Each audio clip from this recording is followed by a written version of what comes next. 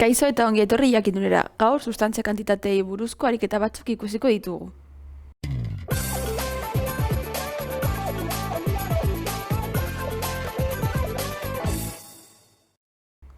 Bale, hasteko lehenengo ariketa honetan ematen dizkigute CaCO3-ren 18 gramo ditugula eta hau 193ko aberastasuna duela.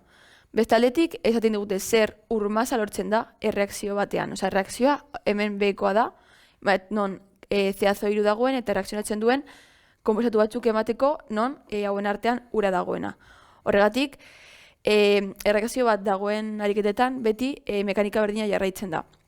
Lehenik, ematen diguten datuak, ematen diguten konposatuaren datuekin, mola kalkulatuko behar dira beti, eta gero, datu estekiometrikoak erabiliz, kalkulatu genituzke, eskatzen diguten konposatuaren molak, kasu honetan ura.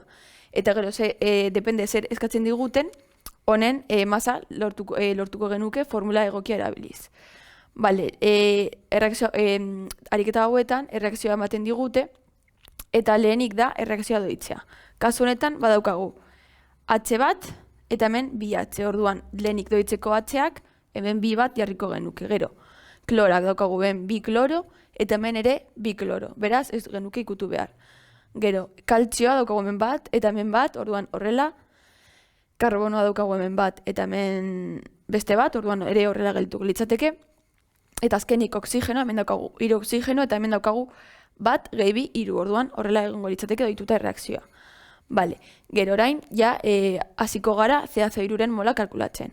Kasu honetan, aberastasuna ematen digutenez oso garrantzitsua da hau aplikatzea gramoei. Izan ere, ez dute gramo guztiak erreakzionatzen, baizik eta portzentai hau erabiliz, portzentai hau honi da egokienez ematen duten gramoak. Horregatik portzentaia aplikatu beharko litzateke. Eta, orduan, egin beharko litzateke 18 gramo, bider. Eta orain ja portzentaia aplikatu genuke. 83 zati egun. Eta horrela, hau bider hau, zati hau eginez, izango genituzke 14,84 gramo CaCO3. Eta hauek izango litzateke, benetan erreakzionatuko lituzken gramoak. Horregatik, gero mola kalkulatzeko CaCO3-ren molak hau da aplikatu beharko genukena formulan. Ez hauek. Ze aberastasuna garrantzitsua da aplikatzea. Bala orain, mola kalkulatzeko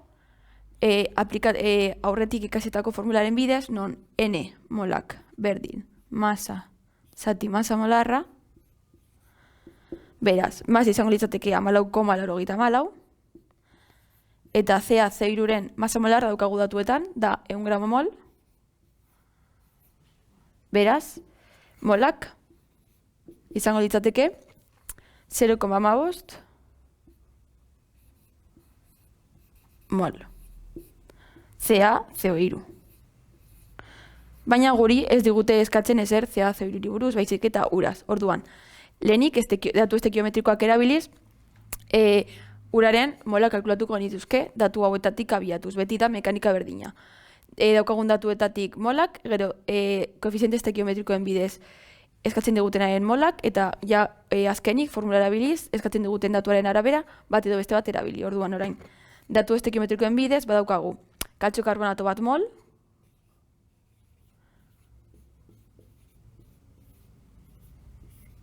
ez daukagu lauko hemen zenbakirik, eta ura ere, ez daukagu hemen da bat ere, bat mol, ez daukagu zenbakirik, orduan, bat mol uretan, eta orain ja guk kalkulatutakoa jarriko genuke. Kasuetan 0,15 mol CaCO3,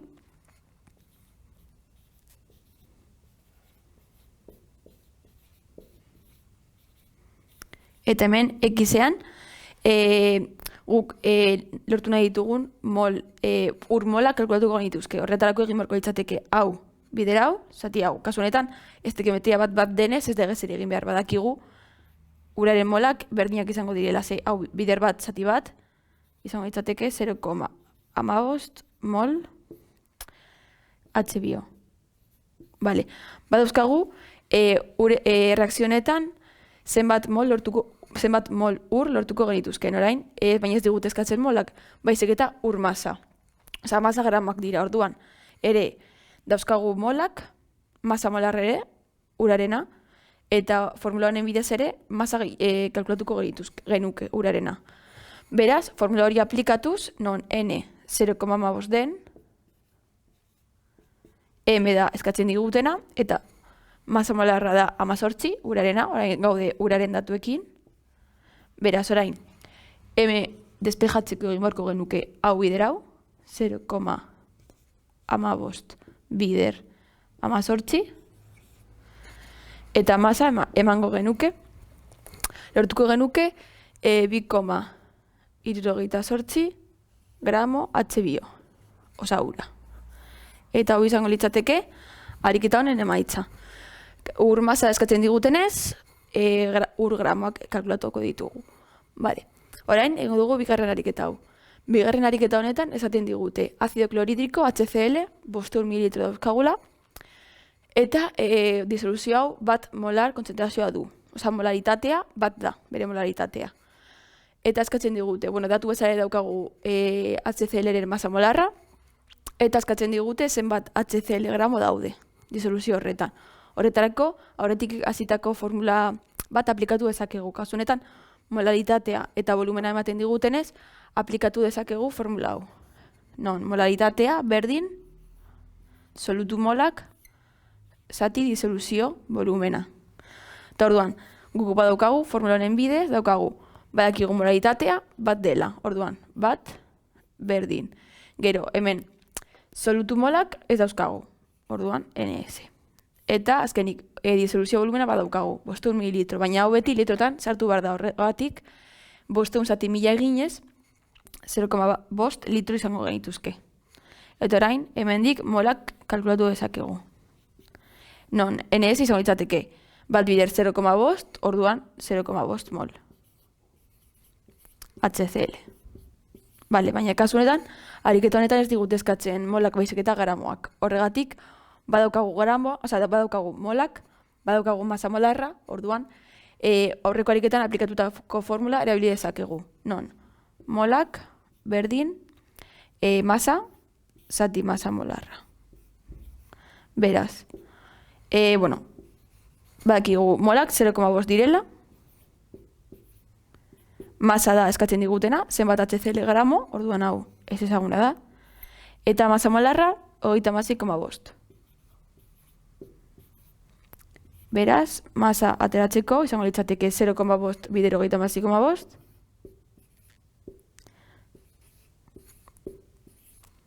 Eta HCl-eren masa lortuko genuke kasu honetan, 18,25 gramo HCl lortuko genuke.